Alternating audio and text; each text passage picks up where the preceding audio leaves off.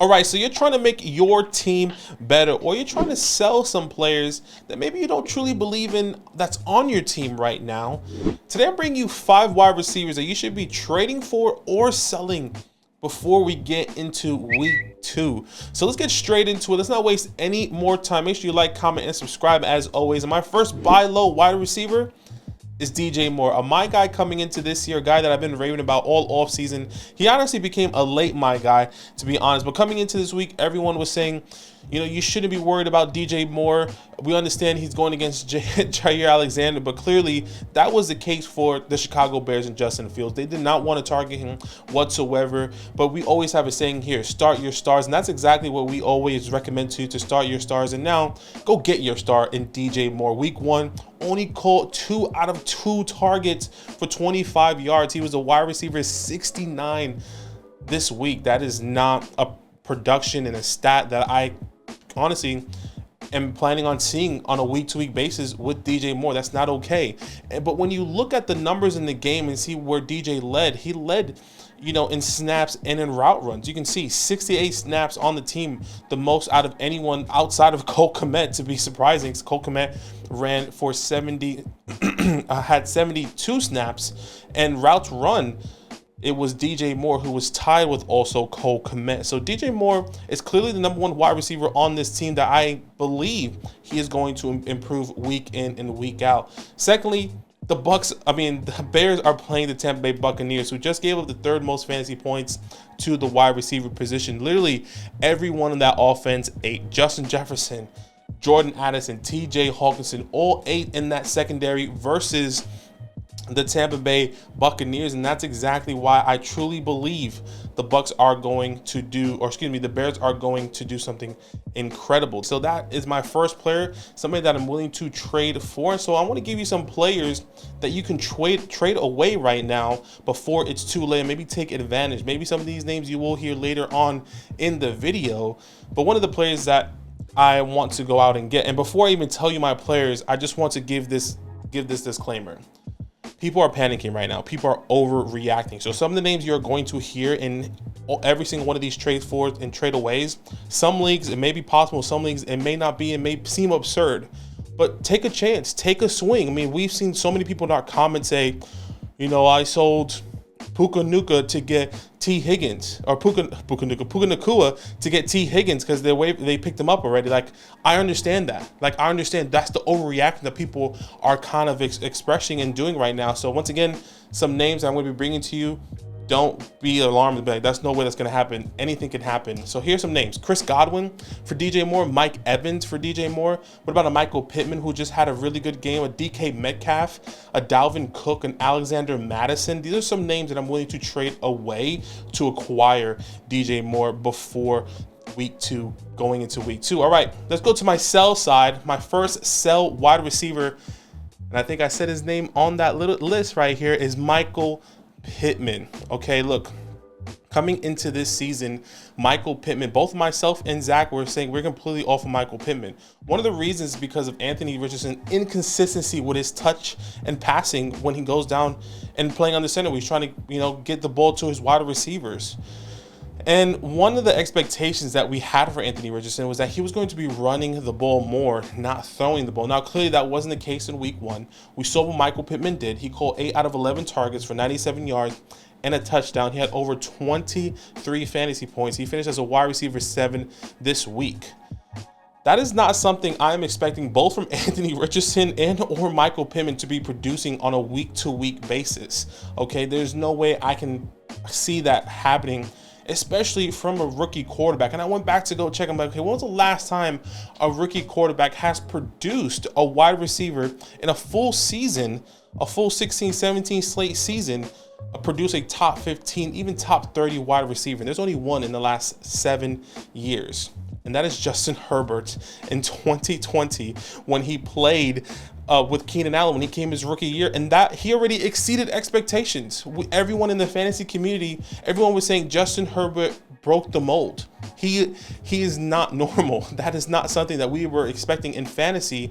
Normally, all the quarterbacks produce coming out of their second year. Not all rookie quarterbacks start in their week one.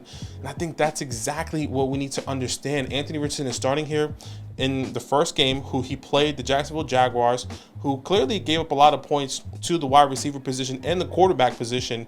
Now I think we need to understand what the context is now of how Michael Pittman got those points. Well, if you have Michael Pittman and you saw in the first half of the first and second quarter of that game, he probably was very underwhelming. Probably had under 8, under 9 fantasy points. And you're saying, well, I'm just glad he got some points, right? Now, if you look in that fourth quarter of that game, that's where Michael Pittman truly got all of his points in that 2-minute drill, where he broke some tackles and he made that second effort, which is great for Michael Pittman. But once again, the context is important of how he got those points, how he got those targets, because he was getting peppered in targets in that last 2-minute drill as they were trying to go down the field and score before the game was over. And I think that's exactly what we need to understand. There's no doubt Michael Pittman is going to get the most snaps, the most routes runs. He's going to get the most targets. He is the wide receiver one on this team, but I just can't envision Anthony Richardson producing a consistent fantasy result for Michael Pittman week in and week out.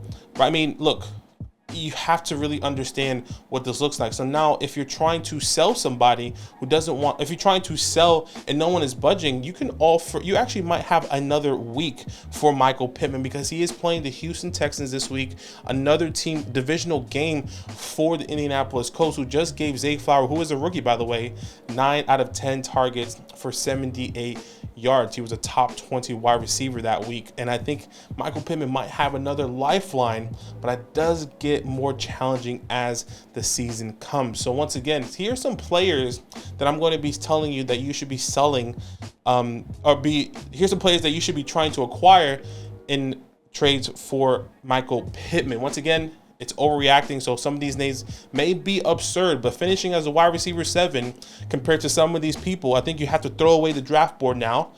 Throw away, well, I took this person in the first 3-4 rounds, and I got Michael Pittman in the 6 or 7. No, it doesn't matter anymore.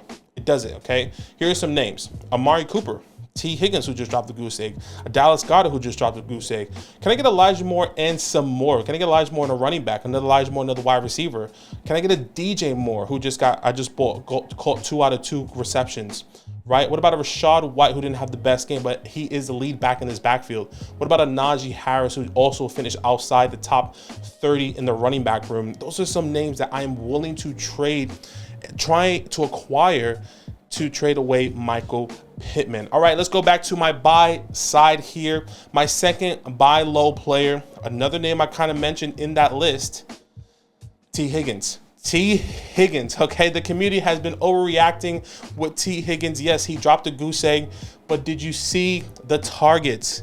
Some websites say he caught 8. Some websites say he got 8 targets. Some of them said he got 7. Either or, he got targets, okay? And I think that is screaming opportunity to me. He was the second most targeted player on his team, clearly behind Jamar Chase. Now, what is the context of those targets? What was the context of that game? How did that game pan out? It was in Cleveland, and it was raining. Okay, both offenses couldn't get the ball going. I was watching this game because I have a lot of stock of obviously Deshaun Watson and Elijah Moore. You guys know me. I'm a big believer in those guys. And as I was watching this game, both offenses could not get the ball rolling. Okay, you look, literally, if I'm not mistaken, in the first quarter, going into the second quarter, both of these teams did not complete a pass. Okay, and the only pass they did complete was to their running backs, which was a screen or a dump off, because they couldn't get the ball going because it was pouring rain at one point. Look, if you really think about it, Joe Burrow in his debut against Cleveland, not debut, but his week 1 against Cleveland, you know how many yards Joe Burrow threw for that game? 82 yards. That is not going to be a consistent stat that we see from Joe Burrow nor T. Higgins. Okay, so that's exactly what we need to understand. Now he's going back to Cincinnati. They're playing at home against the Baltimore Ravens. The Ravens who just let Zay Flowers. I was blanking there. Zay Flowers, he just got a lot of points. These teams are going to be fighting it out. A divisional game where T. Higgins normally does decent against in those divisional games outside of this rain context. So I would expect Joe Burrow to get off to a hot start, passing it right off to T. Higgins for the first game, because they need to get the ball rolling because of how bad it was last week. Once again, only 82 yards in the air for Joe Burrow. That is not the highest paying quarterback in the NFL currently, worth only 82 yards. He is clearly worth a lot more. So once again, here are some names that people are panicking or overreacting for that you should be trying. I'm trying to acquire T. Higgins for the following players. Here's a good one. Garrett Wilson, obviously with Aaron Rodgers out. If I can pivot from T. Higgins to Garrett Wilson, or Garrett Wilson to T. Higgins, I'm willing to do that. Another one, Brandon Ayuk. He did finish as a wide receiver too. I still believe in Brandon Ayuk, but I love the upside here with T. Higgins still. What about someone like DK Metcalf, who just had a decent game? What about someone like a Deebo Samuel? I'm willing to get T. Higgins. Once again, you have to throw the draft board away, but these are some players I'm willing to trade away to acquire T. Higgins. Chris Godwin and Mike Evans that I've kind of been raving about, that I'm trying to avoid all off season. All right, let's get into my third and final buy low player on this list, and it's a duo. Let's go to the other side of the ball. My guy, and Elijah Moore and Amari Cooper. I truly believe you can get both of these guys on the low. And once again, very similar to the T. Higgins take. What is the context? What does that look like? Obviously, this was a raining game. Both Elijah Moore and Amari Cooper could have had big games. But once again, what did we see with the context? Okay, let's start off with Elijah Moore. Okay, caught 3 out of 7 targets for 43 yards. He had 2 attempts in the backfield for 19 yards. Had just over 9 fantasy points. He finished as a wide receiver 41. Now Amari Cooper caught 3 for 7, very similar, 37 yards, 6.7 fantasy points for Amari Cooper. He finished as the wide receiver 57. Now, both of these guys got the targets. What's also really interesting is that both of these guys had similar opportunities, similar snaps, similar targets, and they were all on the same page. It looked like a 50-50 split here. And maybe I'm projecting way too much because I've been really hyping these guys, both of these guys, Amari Cooper and Elijah Moore, all offseason, saying that now I'm saying it for the first time. I think this can be a good wide receiver duo, a top 10 wide receiver duo probably by the end of the season. You think of now Jordan Addison and Justin Jefferson. You think of T. Higgins and Jamar Chase. You think of, Jalen Waddle and Tyreek Hill. I'm not saying he's up there with the caliber, this caliber duo, but I think once the season ends, we can see them as a top 10 duo wide receiver if everything obviously pans out right. That is my projections. But what's really encouraging for these guys is the targets that they got even in the rain. Same thing with T. Higgins. T. Higgins got 7 to 8 targets. Elijah Moore and Amari Cooper got 7 to 8 targets, meaning that they wanted to spread this ball around, okay? Another thing that I wanted to say is the context of this, right? This was a game that I was watching that I had a lot of stock in on both teams, right? I had Joe Burrow. I have a lot of people on both teams for this game. And surprisingly, when you saw Deshaun Watson going into motion, he was throwing the ball, but most of the time the ball was slipping out of his hands at the end of that process. And it was actually the effort from Amari Cooper and Elijah Moore that got them those 3 receptions, both 3 receptions each, or they caught those 3 balls each, that they even got fantasy points because most of the time the ball was slipping out of Deshaun Watson's hands, where they ended up resulting into throwing more dump-off passes to Nick Chubb, who had a phenomenal game on the ground and in the air. So if I were you, I would try to make a trade. I would try and trade for both of these 2 wide receivers as soon as possible. Once again, some names you might hear that you're saying, whoa, that's kind of crazy.